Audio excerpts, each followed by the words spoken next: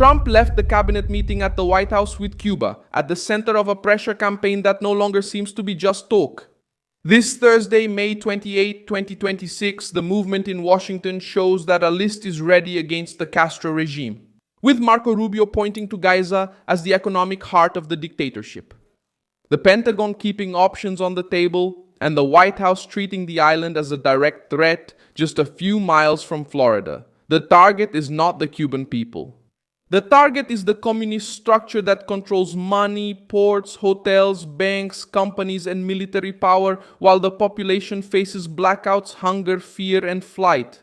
Trump is weighing a major political decision. Rubio named those responsible, and Havana noticed the conversation's tone has shifted. What did Trump see in the meeting? Why did Cuba move to the center of the crisis now? How has the Castro regime changed? Will it react when the pressure becomes real? I'll tell you all about it in a moment. If you like this kind of straightforward and no-nonsense content, consider subscribing, because here we have videos like this every day. The topic gained momentum after President Marco Rubio publicly addressed the situation on the island, pointing out the dominance of Gaesa, the business group linked to the Cuban military, over a huge part of the economy. This is the centerpiece of the list that is ready. It's not just about pressure, it's about punishing Cuba as a nation, but about targeting those who control the money, who protect the communist elite, and who keep the population trapped in a broken system.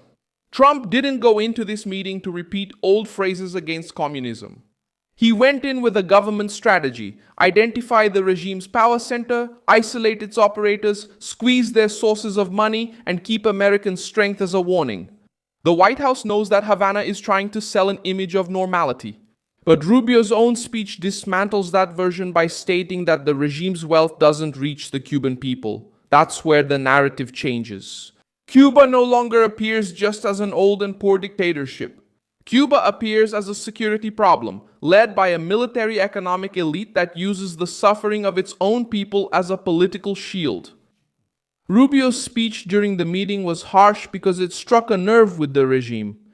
He pointed out that Cuba is in the hands of countless communists, and of a structure called Gaesa, presented by the American government as a conglomerate that controls hotels, banks, remittances, stores, ports, and strategic sectors.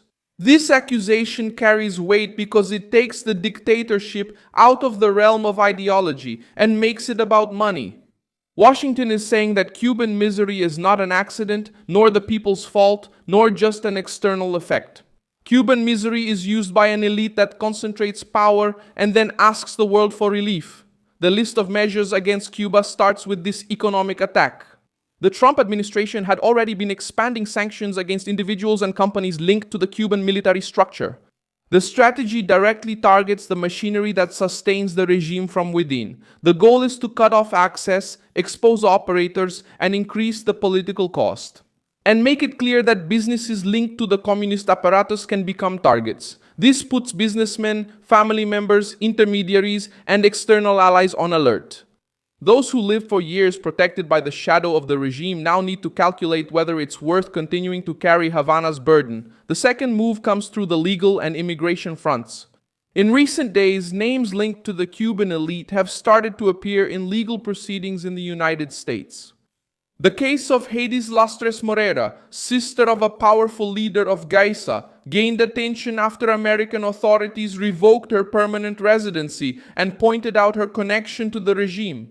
Information also circulated about Alina Rosales, presented as the daughter of Ulysses Rosales del Toro, a former powerful figure in the Cuban military apparatus who was detained on American soil for having irregular immigration status. These cases fuel the perception that Trump is not just looking at Havana. He is looking at the network that lived close to the regime's privileged circles while seeking shelter in the United States. The military aspect appears as the heaviest shadow on the list. The news circulating indicates that the Pentagon spent months positioning assets in the region with a naval presence in the Caribbean, aerial surveillance, and options ready for different scenarios. The deployed force changes the adversary's behavior even before any action is taken. Trump operates exactly in that space. The presence of aircraft carriers in the Caribbean, accompanied by ships capable of operating in pressure and surveillance missions, serves as a strategic warning. The Cuban regime knows that a navy positioned near the island reduces its room for maneuver and increases the weight of each provocation. And it makes it harder to try to play games with Russia, China, Iran, and allied groups in America's backyard. The Trump administration is making it clear that Cuba cannot act as a platform for hostile regimes and then hide behind the narrative of being a small, defenseless island. The cabinet meeting also revealed the domestic political factor.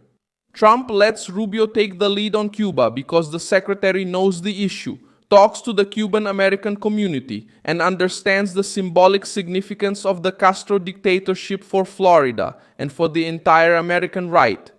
Rubio isn't just an assistant. He appears as the enforcer of a hardline approach, which combines economic pressure, a message to the Cuban people, and a direct attack on the island's military elite. This strengthens the idea that the White House has an organized policy, not just an improvised reaction. Havana tries to respond by focusing on survival. The regime seeks business, tries to sell economic openness, talks about dialogue, and accuses Washington of aggression. But the problem for the dictatorship is that the White House now separates the Cuban people from the Cuban elite. This separation weakens communist propaganda. When Rubio says that Gaesa's resources don't help the population, he dismantles the excuse that has been used for decades. The question that remains for the average Cuban is simple. If there is money, if there are hotels, if there are banks, if there are companies, why is there a lack of food, energy, medicine, and freedom? Cuba's closer relationship with Russia, China, and Iran is another factor that pushed Trump to take a tougher stance. Washington no longer sees Havana as just a regional problem.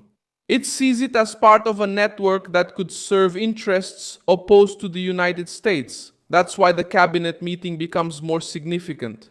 The Castro regime enters this moment with little room to maneuver. The domestic economy is worn out. The population lives under a permanent crisis. The elite has lost the ability to completely hide its privileges, and the American pressure now has a face, a name, and a method. What once seemed like an old quarrel between Washington and Havana now looks like a modern political siege. And that's what the cabinet meeting communicated. Cuba is on the table, Rubio is leading the political attack, and the dictatorship knows that every move could bring a bigger response. The next step depends on how Havana reacts. If the regime tries to buy time with empty promises, economic pressure may increase. If it openly seeks protection from the United States adversaries, the White House may toughen its security stance. And if the internal crisis gets out of control, the Pentagon is already on standby to protect American interests and prevent the chaos from being exploited by Washington's enemies. The list is ready because the strategy already has names, sectors, institutions, and instruments. Rubio pointed out the mechanism. The White House set the tone. The Pentagon stands as a warning. And the Cuban regime, used to surviving in the dark, now has to deal with pressure that doesn't just come in speeches, but in decisions that can hit the elite, their money, and their power. I'm Milson Alves, global internationalist, and my purpose is to keep you well informed with the truth every day. The news links are in the video description. Leave a like on this video, subscribe to the channel, and at the end, check out the comments so you can be even more engaged with the Milson Alves community.